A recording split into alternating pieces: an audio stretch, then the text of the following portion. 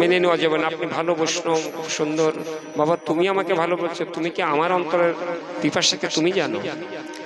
যার যারটা সেই সেই জানে আমি কত সাধু। তা আমার বলার অভিপ্রায় এটাই, আমরা শাস্ত্র কাছে শরণাগত হলে তখন বুঝতে পারি আমাকে সবাই ভালোবাসে, আমি কি সত্যি বৈষ্ণব? আমার মতো নিকৃষ্ট একটা বিষ্টার কীট আমি, এরকম অধম জগতে আর নেই, একমাত্র ত্রিজগৎ ত্রিভুবনে আমি শুধু আছি। তো ঠাকুর মহাশয় যেখানে বলছেন যে এইভাবে মহাশক্তিশালী তিনি, এই ক্রোধ, অতএব ইহাদের দ্বারা চরিত হইতেছে, ইহারা মহাবলশালী ও অতিশয় উদ্দাম, জড়ীয় রূপ রস আদি প্রতি মানবের ইন্দ্রিয় কুলকে যখন ইহারা আকর্ষণ করেন, তখন বিদ্বানের বিদ্যা, বুদ্ধিমানের বুদ্ধি সব স্থিত হইয়া যায়। নিজ শক্তিতে তিনি মানবকুল কখনো ইহাদের কবল হইতে রক্ষা পাইতে পারে না। জয় জয় নিতাই গৌর সুখনাথ প্রেমানন্দে।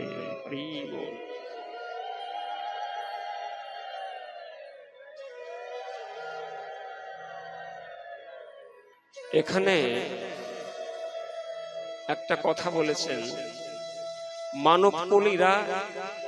মানবকুল নিজেদের শক্তিতে এরা আর উদ্ধার হইতে পারে না।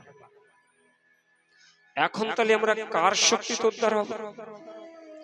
যার শক্তিতে আমাদেরকে পৃথিবীতে আসতে হয়েছে, যার কৃপায় আমরা আসছি, তাকে অনুসন্ধান ব্যতীত কি যেতে পারবো এখান থেকে, দুঃখালয় থেকে? হবে না, অসম্ভব। অতএব দেখুন, নিজ শক্তিতে মানবকুল কখনো ইহাদের কবল হইতে রক্ষা পাইতে পারে না, অসম্ভব, পারবো না। রঘুনাথ দাস গোস্বামীজি তিনি রাধাকুণ্ডের তীরে বসে এত ক্রন্দন করেছে, হে রাসেশ্বরী, হে প্রাণেশ্বরী, হে মধীশ্বরী, হে কুণ্ডেশ্বরী, কৃপা করো, করুণা করো, তুমি আমাকে, তুমি দর্শন দাও, কৃপা দাও। দর্শন না দিলে তোমার দাসী এখনই জীবনটা হারাবে, প্রাণ যায়, প্রাণে মরি যায়, তুমি দেখা দিয়া রক্ষা করো। আমার মতো ব্যক্তি, আমি যদি রাধারানীকে এই কথাটা এখন শুধু বলি, রাধারানী কি বলবেন? তুমি আমার জন্য কতটা প্রাণ বিসর্জন দিয়েছো, কতটা কেঁদেছো, কতদিন কেঁদেছো, কত তোমার নিজের সুখটাকে পরিত্যাগ করতে পেরেছো। তুমি, আমি যদি দেখা না দিই তুমি প্রাণে মরে যাবে। আপনাদের কাছে যদি বলি আপনারা বলবেন না যে আপনি যে আমার কাছে এত বড় একটা দাবি করলেন, আপনি আমাকে কি এমন একটা উপকার করেছেন, কতটা ভালোবেসেছেন, কতটা আমার জন্য করেছেন? আজকের এই জগতে মানুষ বলবে। তাহলে আমাদের রঘুনাথের মতো এরকমও বলা সম্ভব নয়। তুমি আমাকে করুণা করো, এত বড় দাবি তো বড় চরম দাবি। তুমি করুণা করো মানে তুমি কি করেছো? তোমাকে করুণা করব, তুমি আমার জন্য কতটা ত্যাগ করতে সক্ষম হয়েছো।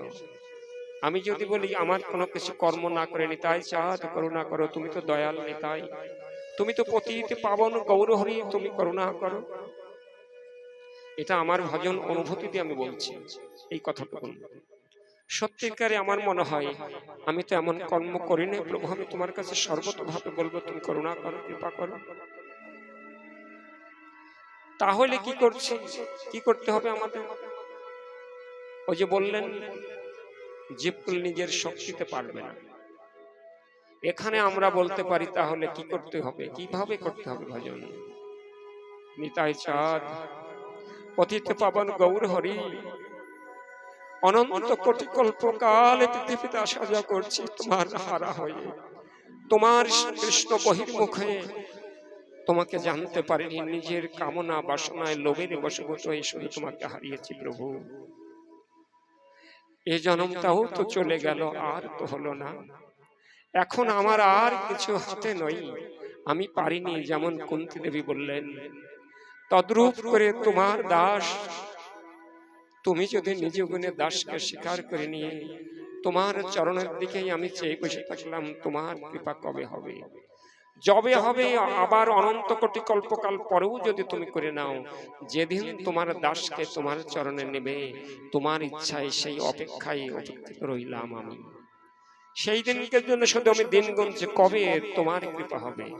আমি তো তোমাকে বলতে পারি না তুমি আমাকে করুণা করো, কৃপা করো। আমি এতই নিচু, এতই অধম, তোমার যদি ইচ্ছা হয় তোমার দাসকে তোমার চরণে দাস করে নাও। তোমার কাছে যদি এমনি করে যদি আমরা ভক্ত যদি ভগবানের চরণে বারবার চিন্তন করতে করতে যদি সমর্পণ করে দেয়, তবে গৌর সুন্দর, তবে রাধারানী আমাদেরকে আরো কোটি জন্ম ঘোরাতে ঘুরতে জগৎ দিতে আমার সাহস। তার কৃপা যখন হবে তিনি করবেন, কিন্তু আমাদের কিন্তু অপেক্ষা করতে হবে। ভক্তমাল গ্রন্থ একটা দৃষ্টান্ত দিয়েছেন, জঙ্গলে বসে বসে দুই সাধু পাশাপাশি দুইজন ভজন করে। একজন থাকে তেঁতুল গাছের নিচে, যাকে বৃন্দাবনে ইমলি বলা হয়, ইমলি বৃক্ষের নিচেই বসে ভজন করছে। আরেকজন করছে বট বৃক্ষের তলায়, বর পেড়, বর মানে বট গাছ, এবং আমরা যেটা পাকুড় বলি না, যেটা তাকে এরা বলে বর পেড়, আর কি যেন অশ্বত্থ বলে। তো এই বট গাছের নিচে বসে ভজন করছে। করতে করতে দেবর্ষিপাদ নারদ এসেছেন, মাঝে মাঝে আসে, নারায়ণ নারায়ণ করে বেড়া তিনি বিচরণ করে।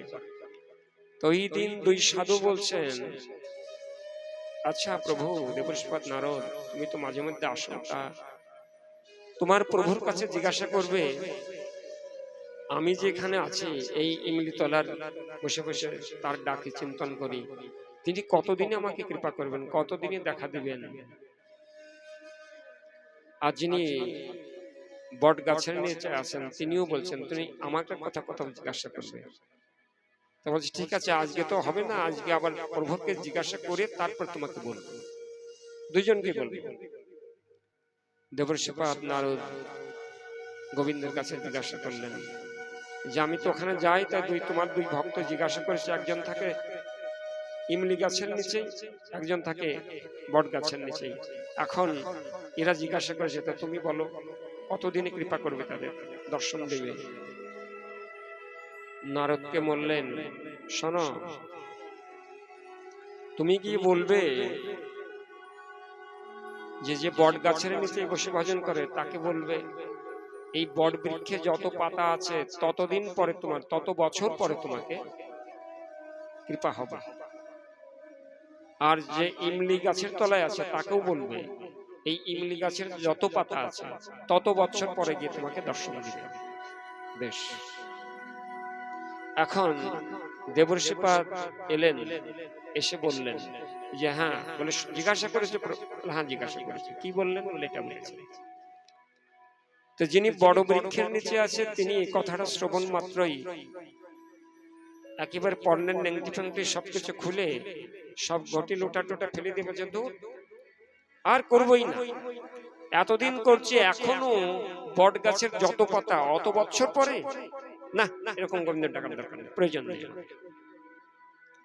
আচ্ছা, আমি যে বর্তমানে যে 60 বছরের 80 বছরের উদাহরণ দিলাম, তা আমার এই 60 বছর 80 বছর বয়সে যদি 60 বছর ভজনের বয়স হয়, এখনো কিছু করতে পারলাম না, নিজেই বোঝা গেল যে গ্রন্থের সঙ্গে আমার জীবন চরিত্র মিলছে না।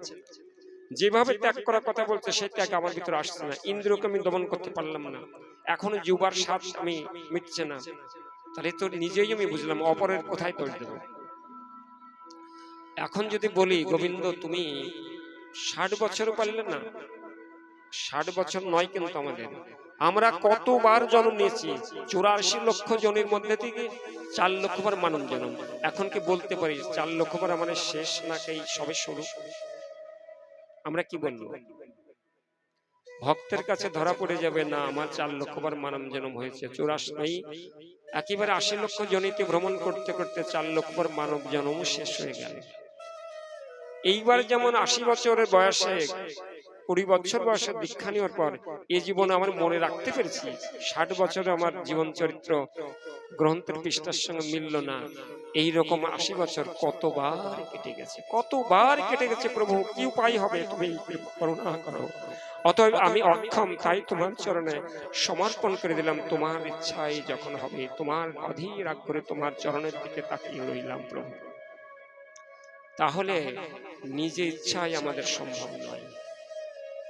এমনি করে বটবৃক্ষের তলা যিনি ছিলেন তিনি তো লম্পজম্প দিয়ে বেরিয়ে গেলেন, আর করব না, বাড়ি গিয়ে সংসার করে ওর থেকে ভালো হবে। যিনি ইমলি গাছের নিচে আছেন তিনি জিজ্ঞাসা করলেন, বললেন আপনার কথাও বলে আমার কথা জিজ্ঞাসা করেছেন, হ্যাঁ কি বললেন? আপনাকে বলছেন এই ইমলি গাছে যত পাতা অত বছর পরে দর্শন দিলেন। ও প্রভু বলছে আমার কথা মনে রেখেছেন, ঠিক আছে, তথাপি তো আমি দর্শন পাবো। প্রভুজি কৃপা করবেন, আমি যে তার দাস, তার কাছে তো ফিরে যেতে পারবো। এই অভিপ্রায়ে আমি, তিনি নিত্য দুহাত তেলে উত্তোলন করতে লাগলেন, নৃত্য করলেন, আনন্দে উদ্ভাসিত হয়ে গেলেন। প্রভুজি আমাকে কৃপা করবে, তিনি স্বীকার করেছেন। আমরা কতটা এইরকম ভাবে, তিনি আমাদের আরো জন্ম কেটে যাক, প্রভু কবে তোমার কৃপা হবে, কবে তোমার করুণা হবে, এই দিনকের জন্য আমি জন্ম জন্মান্তর আবার আসবো, আমার কষ্ট নাই, কিন্তু যেন আমি তোমাকে ভুলে না যাই। তোমার কাছে একটাই আমার চাবার বস্তু প্রভু, কবে তোমার চরণের দাস হয়ে সাক্ষাতের সেবাই আমি নিয়োগ হব। যদি আমাদের এই মনোবৃত্তি না আসে, ভজন করতে করতে সেবা পূজা করতে করতে বিরক্ত বোধ আসে। আমি ঠাকুর ঘরে বসে আছি, সবাই তো বেশ বাইরে গল্প গুজব করছে, আমি যে কি করলাম, গোপাল ঘরে বসিয়ে নিয়ে এখন আমার গোপালকে রেখে কোথাও যাওয়ার কালে নেই।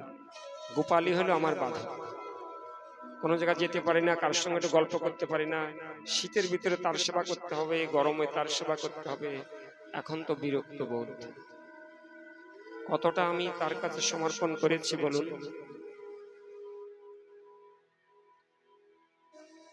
এই প্রেম ভক্তি চন্দ্রিকা ছিল, ঠাকুর মহাশয় বলছেন তীর্থ ভ্রমণ মনের ভ্রম, কেবলই পরিশ্রম, সর্বসিদ্ধি গোবিন্দের চরণ। কিন্তু আমরা তীর্থে যাওয়ার জন্য তো ব্যস্ত, কুম্ভে স্নান করার জন্য মৃত্যু হয় সব বলো কুম্ভে স্নানে যাব, কুম্ভে স্নান তো করে এলাম, মনের কালিমা রাশি সব চলে গেল, তো আর তো নাই ভিতরে। স্নানের আগে যতটা ছিল স্নান করবার পরে এখন আর কারোর সঙ্গে দ্বন্দ্ব করবো না, হিংসা করবো না, সেগুলো সব ধুয়ে গেছে, সব তীর্থভূমিতে আমি দিয়ে রেখে চলে আসছি। ওখান থেকে আমাকে একেবারে পরিষ্কার হয়ে গেছি। মানে আমার কিন্তু হয়নি, আমি আপনাদেরকে জিজ্ঞাসা করছি, নিশ্চয়ই হয়েছে আপনাদের। তাহলে যতদিন পর্যন্ত কালিমা রাস না যাবে, যতদিন পর্যন্ত ইন্দ্রিয়ের দাসত্ব না করতে পারবো, মানে দাস না হয়ে প্রভুত্ব করব, তার দাসত্ব করছি ততদিন। তাই তিনি বলছেন দেখো, এই বুদ্ধিমানের বুদ্ধি সব স্থিত হইয়া নিজ শক্তিতে মানব কুল কখনো ইহাদের কবল হইতে রক্ষা পাইতে পারে না। অতএব তিনি গীতার 3য় অধ্যায়ের 36 নম্বর শ্লোকে বলছেন, হে কৃষ্ণ, লোকে হাহাকার দ্বারা, লোকে কাহার দ্বারা প্রযুক্ত হইয়া অনিচ্ছা সত্ত্বেও যেন বলপূর্বক নিয়োজিত হইয়া পাপ আচরণে প্রবৃত্ত হয়। ওই যে গীতার যে কথাটা 3য় অধ্যায় বলেছেন, তদ উত্তরে শ্রীকৃষ্ণ বলিয়াছেন, কাম এষ, ক্রোধ এষ, রজগুণ উদ্ভব এবং মহাশূন্য মহাপাপ পাপমা বা বিদ্ধনমিহ বৈরিণম। হে অর্জুন, ইহা কাম, ইহাই ক্রোধ, ইহা, অতএব দেখো, ইহা অতি দুষ্পর্ণনীয় বা দুর্দমনীয় এবং অতিশয় উগ্র, ইহাকে সংসারে ক্রোধ বলিয়াই জানি। কাম শব্দে কেহ স্ত্রী পুরুষের পারস্পরিক মিলন ইচ্ছাকেও বুঝিয়া থাকেন। এই রূপ সংকীর্ণ অর্থ কাম শব্দ ব্যবহৃত হয় বটে, কিন্তু কাম শব্দের ব্যাপক অর্থ কামনা বা বিষয় বাসনা। বলছেন এটা আমাদের বটে, স্ত্রী পুরুষের সম্মিলন এটা কাম, এটা তো বটে, এটা আছে তো অবশ্যই, কিন্তু শুধু এটাই কাম নয়। কাম আমাদের দেহ আর দৈহিক, এই দেহটা আমি দেহের সঙ্গে সম্বন্ধীয় যত কিছু, এদের কি বলছেন কাম। আমার ভালো একটা বিছানা চাই, কামনা। আমি এই শক্ত জায়গা আর ঘুমাতে পারি না, আমার ভালো লাগে না, একটা সুন্দর তোষক তৈরি করতে হবে, তাহলে নিলাম। আমার একটা পালঙ্ক আছে, ঘুমোচ্ছে এতদিন, কিন্তু ভালো লাগে না, মানুষের ঘরে গেলে দেখি আর মনে হয় যেন দূর, এটাকে বাদ দিতে হবে, সুন্দর একটা নেব, এটা কাম।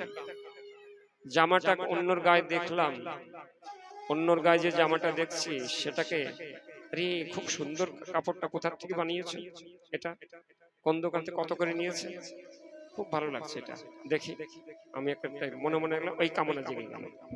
এইভাবে আমাদের অনন্ত কোটি বস্তু যা কিছু আমার দেখতে পাচ্ছি, এর মধ্যে যেহেতু আমাদের রজগুণ, তমগুণ, শতগুণ, তিনটি গুণের অধিষ্ঠাত্রী দেবী এই মহামায়া দেবী, তিনি তিনটে গুণ দিয়ে জড়জগৎ পরিচালনা করছেন।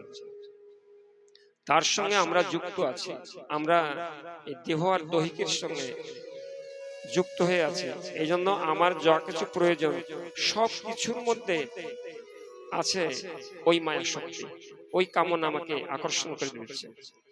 কাজেই ভক্তদের ক্ষেত্রে ভক্তি পথে থাকলে, ভজন করতে হলে কোনো বস্তুর সঙ্গে, কোনো ব্যক্তির সঙ্গে, কোনো স্থানের সঙ্গে কামনা, কামনা থাকা, মোহ জন্মানো, এটা ভালো না,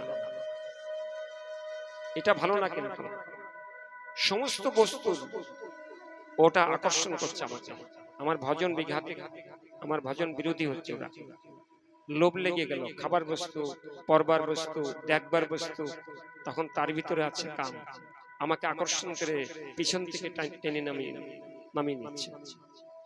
এজন্য আমাদের ভজনকারীদের চিন্তন করতে হবে, যখনই ভালো বস্তু খেতে যাচ্ছি, ভালো লাগছে, জিহ্বাই ভালো লাগছে, দেখি আর একটু দাও তো, এই মেরেছে, তুমি তো আমাকে পথে বসাতে চাচ্ছ, বুঝতে পেরেছি। তাহলে কি করতে হবে? তাহলে কি খাবার দাবার ছেড়ে দিতে হবে? না, খাবার দাবার না খেলে জীবিকা নির্বাহ হবে কিসে? কাজেই ওই খাবারের দ্বারা লোভের বশবর্তী হয়ে খেলে যে আমাকে কৃষ্ণ বহির্মুখ করে দেবে, ওরা ওরা আমাকে অধঃপতন চাচ্ছে, সেখানে আমাদের অতীব সতর্ক। এইখানে জায়গাটা এত সুন্দর, ভালো এলাকাটা আমার খুব মন কেড়ে নিয়েছে, আবার আসবো, স্থানটা ভালো লেগেছে। যদি ওই এলাকায় গিয়ে বাড়ি করতে পারতাম, আচ্ছা বলুন, ওই এলাকায় যদি বাড়ি করি, এতটাই মনের স্বাদ জেগে গেল, ওই এলাকায় এত ভালো লাগছে, ওই এলাকায় গিয়ে বাড়ি করার জন্য ইচ্ছা হয়ে গেল। এখন তাহলে আমি তো ওই এলাকায় বদ্ধ হয়ে যাই, আমি যদি ওই এলাকায় বাড়ি করি, ওই এলাকার স্থানে আমাকে বদ্ধ করে রাখবে।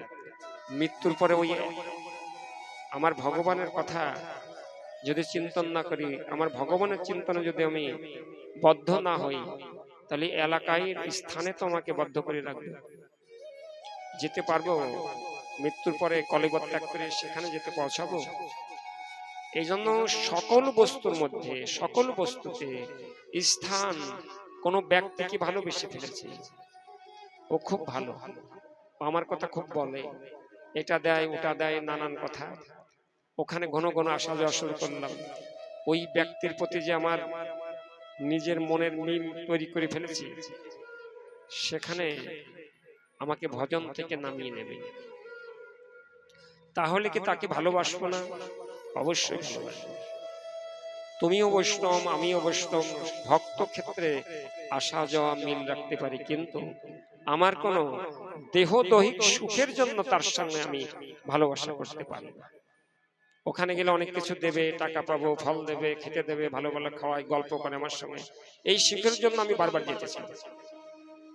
আর যদি ভক্ত সঙ্গ হয়, তাদের কাছে যাব, হরি কথা বলবো, সে আমাকে কৃষ্ণ কথাই আস্বাদন করাবে, আমি তাকে আস্বাদন করব, দুইজনের সেই প্রেম রসে উদ্ভাসিত হবে, প্রেম সিন্ধুতে মর্যমান হতে পারবো।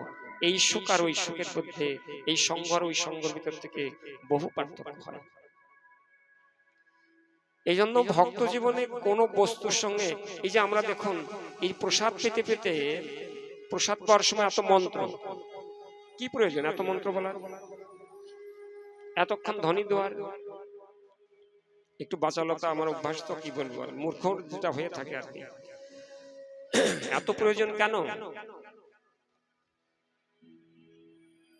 জিহ্বার লালসায় জীব ইতি অতি ধাই, শিষ্ট পরায়ণ জীব কৃষ্ণ নাই পাই। কি এটা তো ভক্তরা বলছে নাকি? তাহলে জিহ্বার লালসা যখন, আরে এই তো খুব ভালো জিনিস, এটাও তো ভালো জিনিস, কোনটা খাবো? এখন আমি যেটা পছন্দ করি, অনেকের অনেক কোন বস্তু তাদের ভালো লাগে, আমিষ লোক এবং নিরামিষ লোক, আমি আমিষের কথা বলবো না, নিরামিষের কথা বলছি। যারা আমরা প্রসাদ ভোজি, যারা আমরা গোবিন্দের অধরামৃত পাচ্ছি, প্রসাদ পেলেই আমি আমার ইন্দ্র দমন করতে পারবো, অত সহজ না। যুক্তি কি? যেমন প্রসাদ নিয়ে সম্মুখে নিয়ে নিরন্তর গোবিন্দের কথা তো ভাববই, এখন প্রসাদ পেতে পেতেও ভাবছি তার কথা, কোনো একটা বিষয়ের কথা, এবং তেনার অধরামৃত পাবো। কত অশেষ তোমার কৃপা, তোমার অধরামৃত। এই অধরামৃত জ্ঞানে যখন তোমার কথা শুনছি, তোমার ধ্বনি দিচ্ছি, তোমার কথা শুনছি, তোমার ধ্বনি দিয়ে আমার মনোবৃত্তিটা শান্ত, সুন্দর স্বভাব চরিত্র গোবিন্দের কথা ভাবতে ভাবতে, প্রসাদ সম্মুখে আছে, ধ্বনি দিতে দিতে জড় জগতের কোনো কামনা, কারোর প্রতি রাগান্বিত কোনো মনোবৃত্তি তখন কিছুই নেই, একমাত্র ওই কথাই মগ্ন হয়ে গেল। তখন মানুষের শরীরে যে আমাদের শিরা উপশিরাগুলো চলছে, রক্তের যে ওইগুলি তখন কিরকম থাকে। এবং এখনকার কথাই বলি, আপনারা বর্তমান যারা শুনছেন, এখন শরীরের টেম্পার দেখুন। এখন একটা লোকের সঙ্গে রাগান্বিত হয়ে, লাঠি কোথায় রে, যখন লাঠি কোথায় রে, কি দিয়ে মারবো, যখন অত্যাধিক ভাবে যখন আমরা রাগান্বিত হব, তখন কি আমাদের হাতের এটা ধরে দেখবেন তো একরকম চলছে কিনা?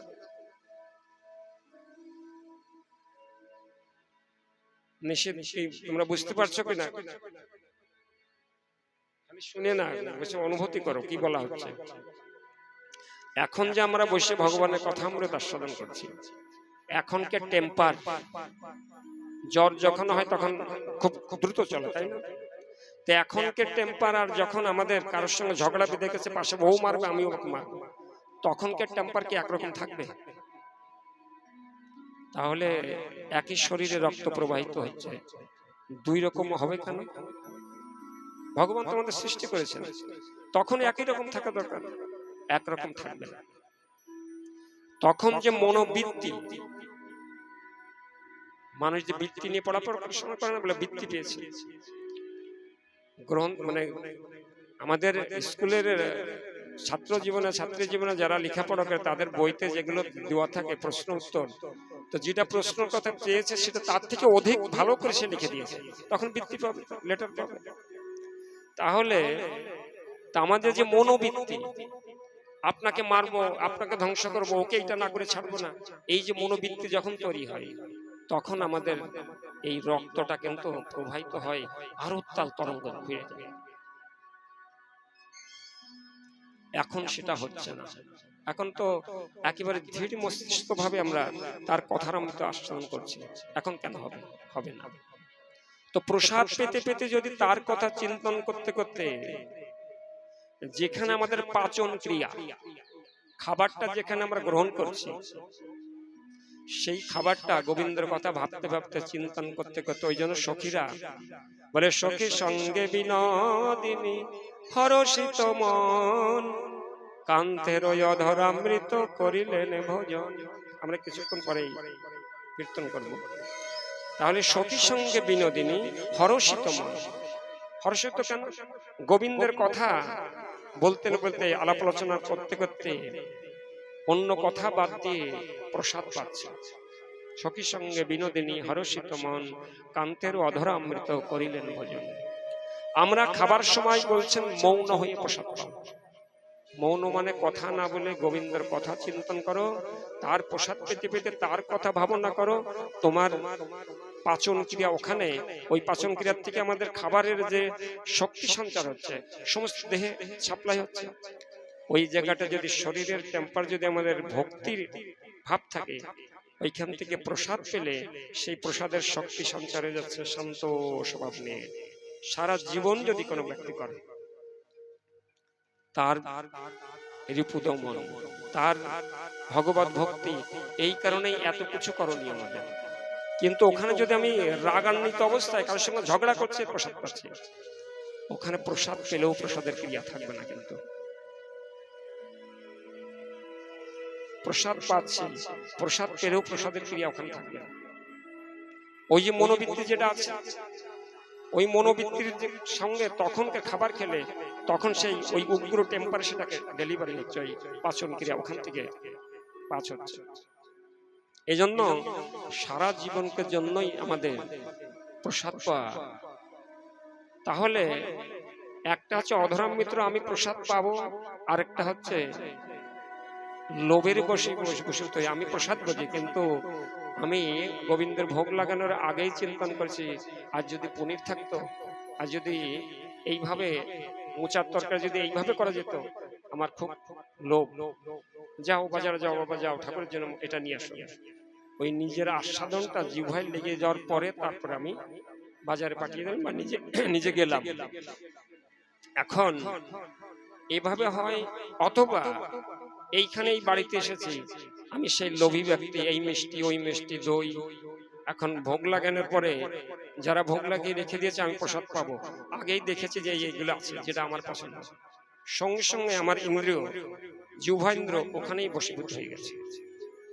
আচ্ছা, যে কথাগুলো বলছি এটা কি বাস্তবিক না কোনো গল্প কথা হচ্ছে বলো না? হ্যাঁ, আগে চোখ পড়ার সঙ্গে সঙ্গে আমার জিহ্বাটা ওখানে বশ হয়ে গেছে। তাহলে আমি প্রসাদ পেলে পরে প্রসাদই তো পাচ্ছি, কিন্তু তাতে আমাকে আত্ম ইন্দ্র প্রীতিবাঞ্ছা, তারে বলে কাম, কৃষ্ণ ইন্দ্র প্রীতিবাঞ্ছা, ধরে প্রেম না। যদি এটা হয়, আমি নিজের জিহ্বাকে সুখ মেটানোর জন্য যেটাকে ভালো লাগে সেটাকে দেখা মাত্রই আমার একেবারে উত্তাল তরঙ্গ উঠে গেছে, আমার বিকারত্ব শুরু হয়ে গেল। কিন্তু ওই প্রসাদের কতটা ক্রিয়া করবে আমাকে। এজন্য আমাদের ভজন করছি, হরিনাম করছি, তিলকমালা করছি, কিন্তু রিপুগণকে খুব বিষয়, আমিও এগুলো ভাবি যে সত্যিকারেই তো তাই। এ জীবন তো চলে গেল, আবার কত জীবন এরকম গেছে, এটাও চলে গেল। কতটা এটা কাউকে জিজ্ঞাসা করতে হবে না। যদি বলি যে উনি তো বড় বড় গল্প করলো, শোনালো আমাদের, উনি কি পেরেছেন, আমি কিন্তু পারিনি। আমি বলছি আপনাদের কাছে, এই তো আমাদের ভজন। খুব তাদেরকে দমন করা, ভজন করা দুরূহ ব্যাপার, কঠিন অবস্থা। তাহলে আমি, তুমি আমাকে করুণা করো, কৃপা করো। এই জায়গা থাকতে হলে, দাঁড়াতে হলে আমাকে এইভাবে ইন্দ্র দমন করে সমস্ত লালসা থেকে একেবারে প্রতিহত হয়ে সর্বতভাবে আমি পারলাম না, নিতাই চাঁদ গৌর হরি, আমার দ্বারাই হলো না, আমার ইন্দ্র এখন আমার হাতে নয়, আমি তোমার শরণাগত হলাম, শরণাগত বাৎসল্য শরণাগত হলাম। তুমি যদি কোনো কালে কোনো দিন কোটি কোটি জন্ম জন্মান্তর ঘুরে নিয়ে জগন্নাথ, আমি তো তোমার জগতের মধ্যে একজন, তুমি যদি কখনো কোনোদিন করুণা করে তোমার চরণে রেখে দাও, আমি সেই দিন বুঝবো তুমি দয়াল হরি।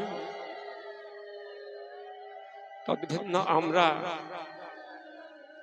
আমাদের নিজের বলে বলিয়ান হয়ে আমি বিভিন্ন কলা কৌশল দ্বারা আমার ইন্দ্রকে আমি বসে রাখবো, এটা এখানে তো বলেছেন, কিন্তু এটা আমার নিজের অনুভূতি বলছি। বাস্তব পারবো কি না? এখন থেকে আর কারোর রাগ নাই, বেশ এখন আমরা আস্বাদন করছি। এখন ভগবান এসেছেন, ভগবান স্বয়ং যদি এই সভাস্থলে আসেন, সভাস্থ যে সমস্ত আমরা ভক্তবিন্দু আছি এখানে, শ্রীহরি এখানে এসে তিনি এসে দর্শন দিলেন, আমরা সবাই দেখছি, এটা দৃষ্টান্ত বলছি আমি। এসে এখন বলছেন যে আচ্ছা ভক্তগণ, তোমরা আমার নিয়ে অনেক আনন্দ করলে, এতক্ষণ আমি খুব সুখী হলাম, আনন্দ পেয়েছি তোমাদের, তা চলো আমার সঙ্গে এখন কে কে যাবে, এক্ষুনি আমার সঙ্গে চলে যেতে হবে, কে কে যাবে চলো, দেরি করা যাবে না, এক্ষুনি তোমাদেরকে নিয়ে যাব। কে কে যাবেন মায়েরা বাবারা বলুন তো, যে আমি যাব, যাবেন তো? আপনার কিন্তু ঘরে ঢুকতে দেওয়া হবে না, বলে আমি একটু স্বামীর সঙ্গে দেখা করে তারপরে চলে আসি, একটু দেরি, না না না না, যে অবস্থায় এই অবস্থায় এক্ষুনি তোমাকে আমার সঙ্গে চলে যেতে হবে, তোমার পিছনে আর দেখা দেখে নেই, ঘরে টাকা পয়সাগুলো বুঝিয়ে দিয়ে আসে কারোর হাতে, না এটাও হবে না। কে কে যাবেন? যাওয়া যাবে তো? তাহলে প্রভু যাবো, একটু দেরি করুন, আমি ঘর থেকে ঘুরে আসবো। ঘর থেকে ঘুরে যাবে না, আর যাওয়া যাবে না। পারবো? যদিও যেতে হয় ছেলেপেলের কাছে একটু বুঝিয়ে বলে, তোরা এগুলো থাকলো এটা দেখে শুনে করিস, এটা তো মায়া। আরে আমাকে তো যেতে হবে, যখন টান দেবে তখন তো আমাকে আর দেরি করবে না। এখন যাবার সময় সাক্ষাৎ গোবিন্দ বলছে তোমাকে সঙ্গে করে নিয়ে যাব, এখন আমি ছেলেপেলের কিছু বোঝাতে চাই, টাকাগুলো কোথায় কি আছে, কাগজপত্রগুলো তাদের হাতে দিতে চাই, তাদের প্রতি মায়া হবে, অসম্ভব, যাওয়া যাবে না। কঠিন ভেবে দেখুন, আমরা আস্বাদন করছি, গ্রন্থ অধ্যয়ন করছি, শ্রবণ করছি, কিন্তু মায়াটা পরিত্যাগ করা বড় কঠিন রাস্তা, কঠিন। কাজেই আত্মনিবেদন ব্যথিত, অতএব উহাকে সংসারে শত্রু বলিয়া জানিবে, কাম ক্রোধ বুঝিয়া থাকেন, এই রূপ তিনি সংকীর্ণ অর্থ কাম শব্দ ব্যবহৃত হয় বটে, কিন্তু কাম শব্দের ব্যাপক অর্থ কামনা বা বিষয় আসনা, এই কাম বা কামনা প্রতিহত হইলেই উহা ক্রোধে পরিণত হয়। সুতরাং কাম ও ক্রোধ একই, তাই উল্লেখিত শ্লোকের এই উভয়ের নাম উল্লেখ করিয়াও এক বচন প্রযুক্ত হয়েছে। কেবল মানে কাম অর্থে যেটা এতক্ষণ বললাম, যত প্রকার আমাদের দেহ দৈহিকের সঙ্গে সম্বন্ধ যত, সবগুলি আমাদের কাম। আর কাম ক্রোধ, এই কামটাকেই প্রথম হয়, কামে বাধা পড়লেই ক্রোধের উৎপন্ন হয়, যে কথা গীতার 3য় অধ্যায় বলেছেন। একদম বাস্তব কথা। এখন আমরা শ্রবণ কীর্তন দ্বারা যতটা করছি, যে যতটা আমরা অগ্রসর হয়েছি, এইগুলো যখন আমরা যে কথাগুলো শুনছি, এখন আমরা নিজের জীবনে প্রত্যক্ষ প্রমাণ যদি করে দেখি, তখন আমি আর সাধু বলে বোধ হবে না নিজের কাছে, আমি কতটা সাধু হয়েছি। এটা আমি আমার দিয়ে বলছি, আমি কিন্তু সাধুর দলে না।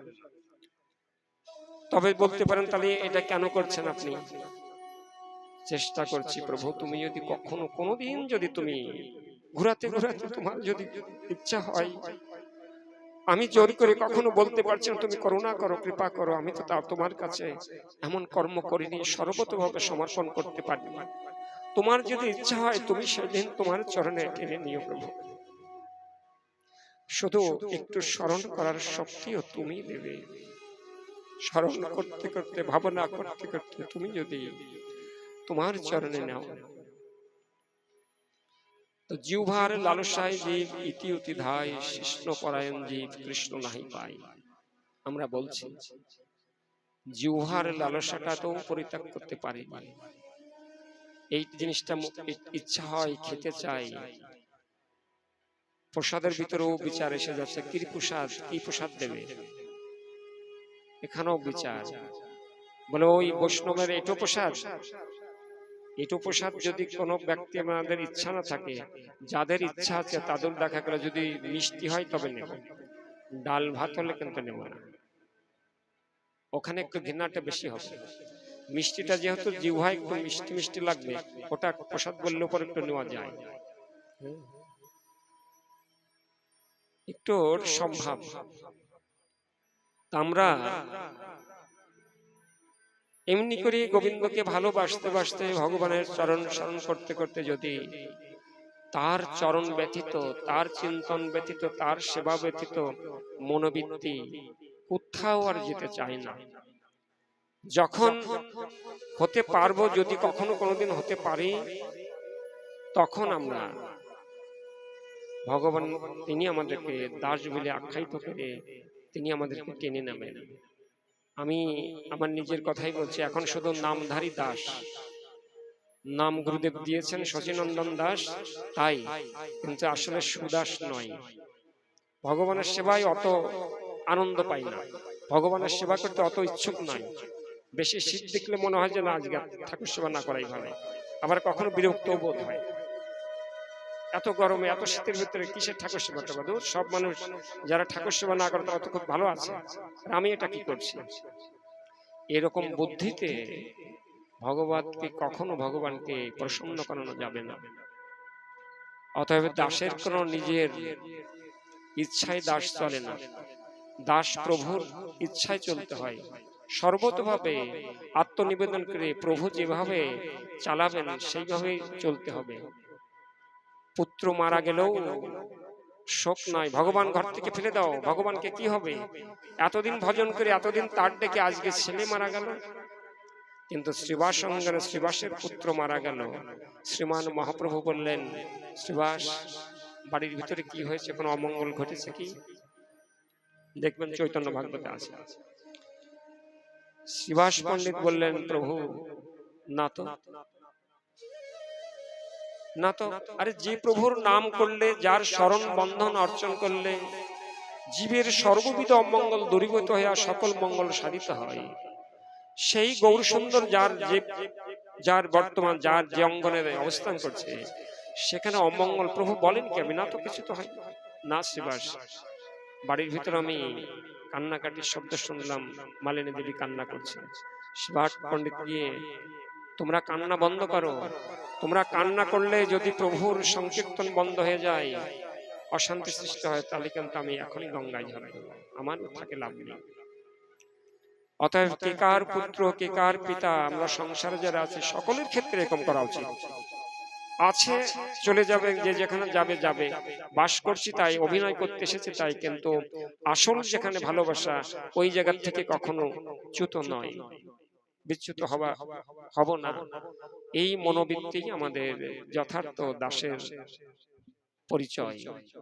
তো আমি আজকে এখানে বিশ্রাম দিই। যাক, আমি কিন্তু একেবারে মূর্খ মানুষ, ভাষা উচ্চারণ বিভিন্ন রকমের বাচালতা বিভিন্ন কথা বলেছি। তা আপনারা সকলেই কৃপা করবেন, করুণা করবেন, যেন জন্ম জন্মান্তর এইভাবে আপনাদের মতো ভক্ত মহৎ সঙ্গে যেন জীবন যাপন করতে পারি, এই আশা রেখে আজকে এখানে বিশ্রাম দিই। জয় জয় নিতাই গৌর সতনাথ প্রেমানন্দে। হরি বল।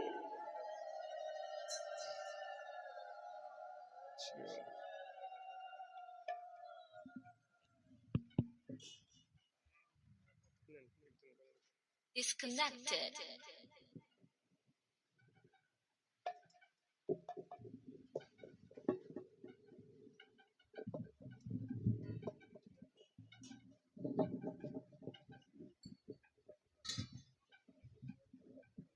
श्री राधे राधे राधे।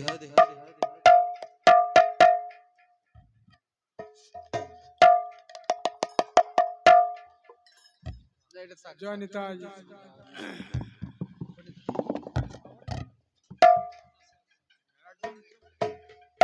जय निताई, जय निताई।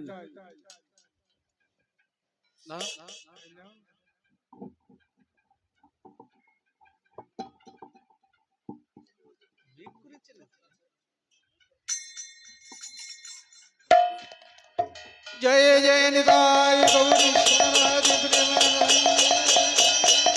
हरि हरि बोल। जय जय राधे कृष्ण राधे राधे राधे राधे श्याम राधे श्याम। जय जय जय राधे कृष्ण गोविंद। राधे गोविंद রাধে গোবিন্দ রাধে গোবিন্দ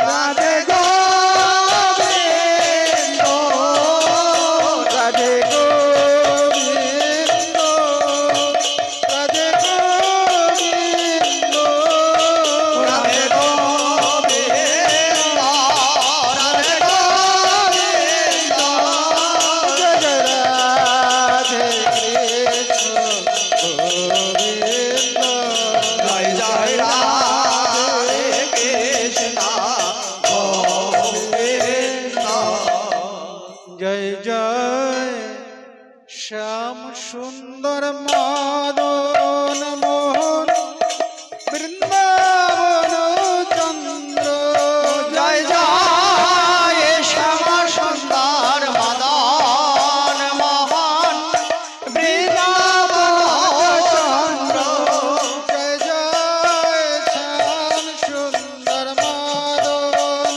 মোহন বৃন্দাবন চন্দ্র জয় জয় শ্যাম সুন্দর মদন মোহন বৃন্দাবন চন্দ্র জয় জয় রাধা রমন রাজবিহারী শ্রী গোকুলানন্দ জয় জয় রাধা রমন রাজবিহারী শ্রী গোকুলানন্দ জয় জয় রাধা কান্ত রাধা বিনোদ শ্রী রাধা গোবিন্দ জয় জয় রাধা কান্ত রাধা বিনোদ শ্রী রাধে গোবিন্দ জয় জয় রাধা কান্ত রাধা বিনোদ শ্রী রাধা গোবিন্দ জয় জয় রাধা কান্ত রাধা বিনোদ শ্রী রাধে গোবিন্দ জয় জয় রাজেশ্বরী বিনোদিনী রায় ভানুকুল চন্দ্র জয় জয়